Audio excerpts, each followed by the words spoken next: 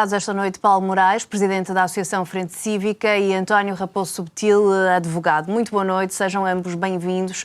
António Raposo Subtil, esta decisão do juiz de instrução é uma derrota para o Ministério Público. O Ministério Público sai fragilizado com esta decisão. Nós temos que ver qual é que é o benchmark, qual é que é a referência para considerarmos derrota ou vitória. Se for pelas notícias dos jornais, por aquilo que foi circulado na internet, parece uma derrota. Se foi por aquilo ou se for por aquilo que consta do processo e por aquilo que se pode ler agora, não é nenhuma derrota, é o que tem que ser, na medida em que os factos que foram considerados indiciados não permitem outro tipo de qualificação de crime, como, digamos assim, está na indiciação.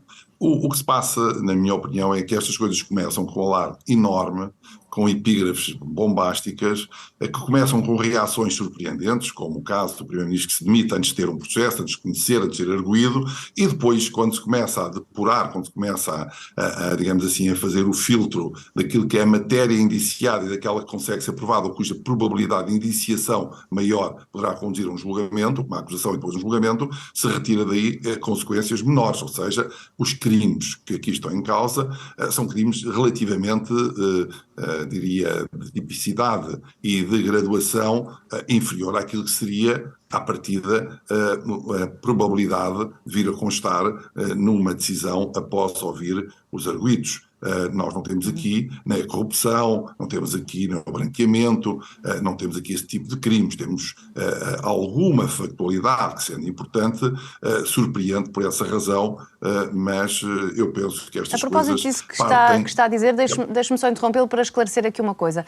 O facto de o juiz de instrução ter decidido que nesta fase não há forte indiciação de corrupção nem de prevaricação, isso significa que os arguidos já não podem ser acusados destes crimes ou ainda pode haver uma acusação mais à frente?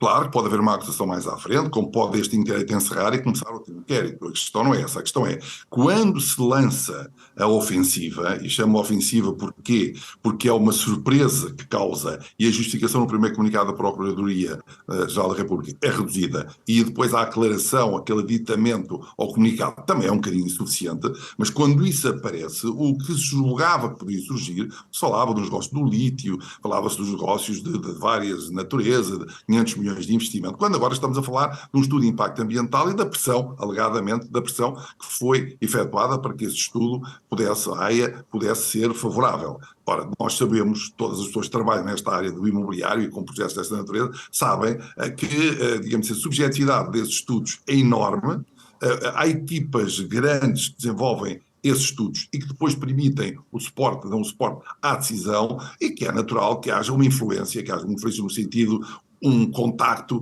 que haja uma tentativa, argumentos para contrariar um propósito inicial que seja de indeferimento, seja de parecer desfavorável. Isso não é uma coisa que seja surpreendente. O que é surpreendente é existirem X milhares de euros no cofre ou num gabinete do Primeiro-Ministro. Mas isso não aparece. Agora, digamos assim, nessa decisão, não aparece nenhuma menção a esses factos. Não sabemos se eles não existem, se estão noutro inquérito, estão a aguardar melhor prova, mas não existem. Tal como não existe negócio de contratação a uma entidade com 2 meses de vida, com 3 dias de vida, como se dizia também na informação que circulava na internet. Por isso, pelos factos que constam de decisão que hoje foi dada a conhecer, por remissão para uma indiciação anterior, por um processo longo de 100 e tal páginas, que também circula na internet e que pode ser lido, não parece que haja aqui nenhuma novidade. Não podia ser de outra maneira, não haveria maneira de enquadrar isto noutro tipo de crime.